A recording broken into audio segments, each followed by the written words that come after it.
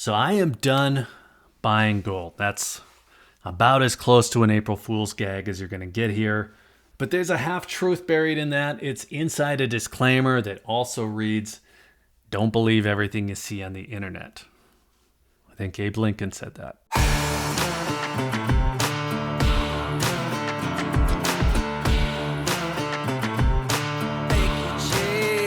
Yesterday was April Fool's Day. For about a minute, I felt like I was somehow responsible to make some kind of gag video. Like, I sold my gold, bought a bunch of silver, and maybe that would have been too easy. Could have shown some crypto charts, could have done a fake interview with Mark Cuban, I don't know. We all would have had a good laugh though. I'm just too lazy to do it. But I wanted to open it up that way because what I'm actually going to cover here would have sounded like maybe it was a gag.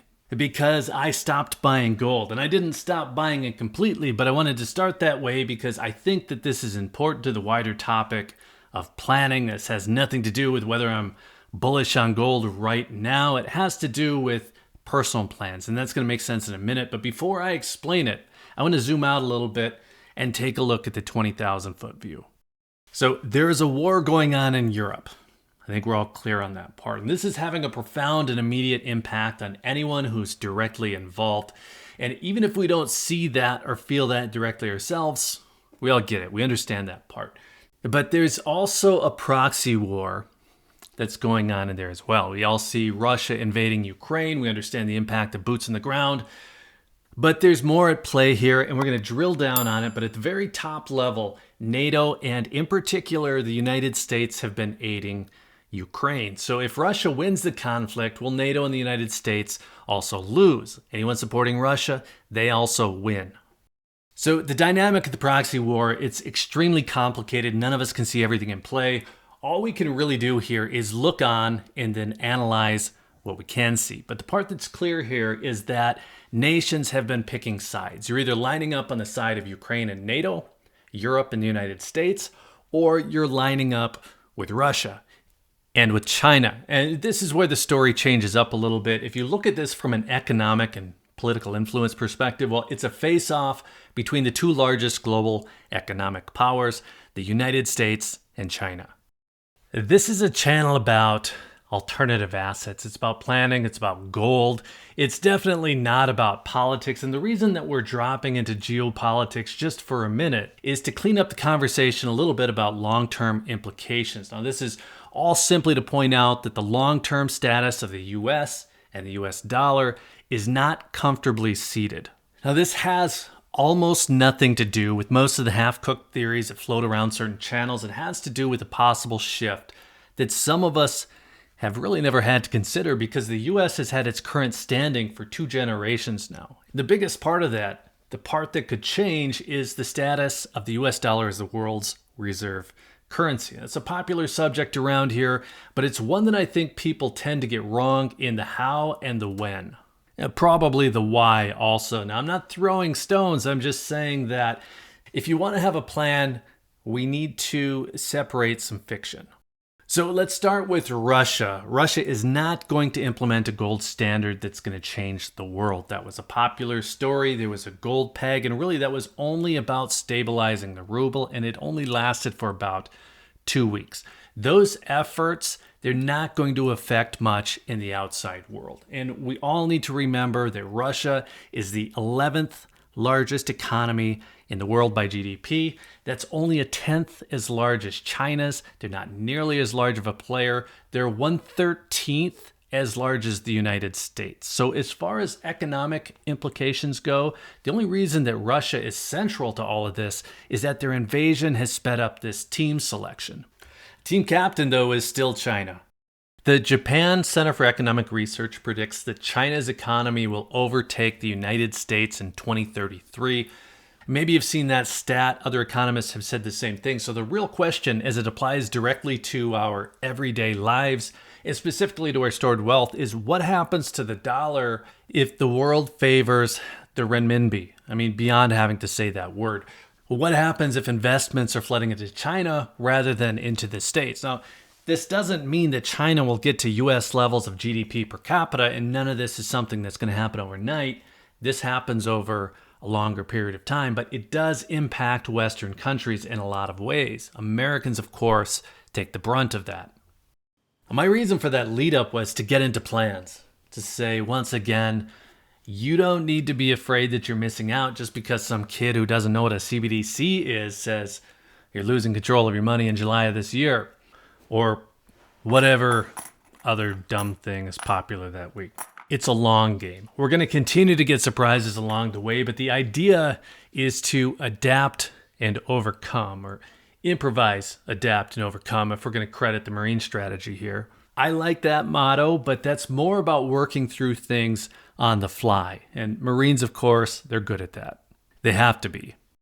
When we're talking about planning in advance, though, we aren't adapting overnight. We're not worried about the sky falling. We're putting things in place so that as things evolve, we're in a position to overcome that change at least as much as possible. We don't do that by overreacting. We do that by identifying the issue and then working through a fix. If we think that the US dollar might lose value in the future, and I know from the comments that a lot of people here do, well, there are things that we can do about it.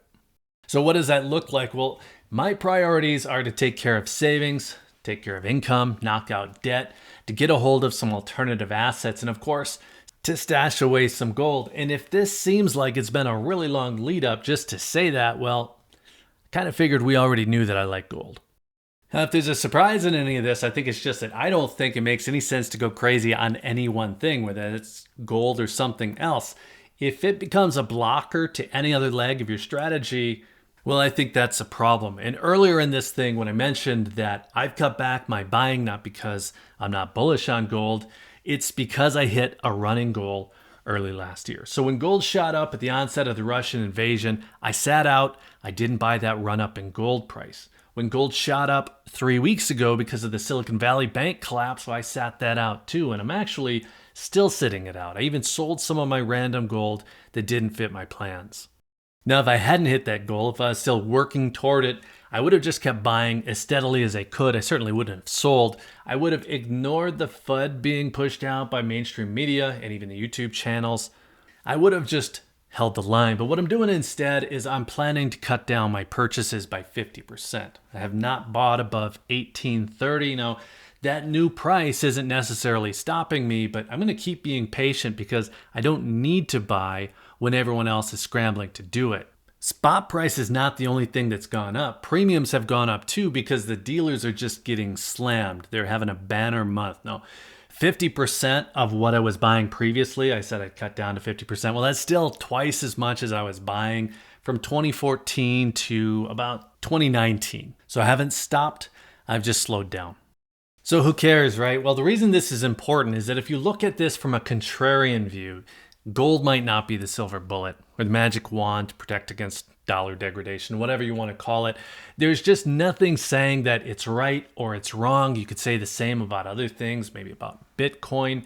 To me, gold just happens to be the safest, most practical backup that I can come up with. I'm about 15 years in now of putting some aside, and I think I'll probably do the same for another 15, maybe more, but I don't see it ever becoming the primary currency in any future outcome. To me, it's just an easy way to create space. If you box, if you do martial arts, if you roll, I can come up with analogies for any of those. But the idea is that you want to give yourself space to operate, to avoid a sharp object, to whatever, you get it. It's part of the fighting strategy. It's not the whole strategy. And I think that that's the most important part that I can say. Use gold and silver as part of your overall strategy, not the whole strategy. Maybe you've heard me say work up to a goal of 3 ounces. Maybe when I'm doing that, I'm showing you 10 or 20 or whatever this is right here, 25. And I'm mentioning that because I think that it's easy to go overboard or feel like you're desperately behind. 3 is a good starting goal. You don't have to feel like you have to get to 25. This is a marathon to build up. I've mentioned it before. I've been at it for 15 years. And I've always made sure along that time that I didn't scuttle other plans. I think everyone should try to do that. Come in with clear eyes. Don't come in thinking that the price is going to double this year or that you need certain things because we're all going to be bartering with junk silver just to survive. For me, it's more about what kind of impact a shift in global conditions means for my kids and for future generations. It's a lot more about that than it is about me living in some kind of Mad Max world. It's more about no longer being on the winning team. So what would your plans be to try to keep some sense of normalcy for yourself, for your kids, whatever? I think that there's more to it than just having some gold. And we're going to get into that as we go. We're going to get into that in future videos. But what I'll say here is that even though things are evolving rapidly, the fear peddling was just as heavy 15 years ago when I started with gold and silver as it is today. And like I've mentioned a few times now, had I come in heavy on a sky is falling fear, I would have made mistakes that might have led to me cutting my losses, getting out entirely, and just going back to the regular hamster wheel, making what I use, using what I make. And what I try to do with this channel is just cover that base strategy with some gold. If you can work that in, saving with gold, without that being painful, you'll stick with it. And I think the success of it all comes in being able to hit your goals without having to give up anything that's important. For an April Fool's post, it's not very funny. I'm going to have to try harder next time. Let us know what you think, how you're planning, what you're up to right now, and where you'd like to see these videos go in the future. The geopolitics, that's a tough topic. I try to stick to what's tangible, what has an actual impact on us, but let us know what you think. And then while you're there, be sure to hit the like button if you found any of this interesting. Be sure you're subscribed with notifications turned on if you'd like to see more on the topic.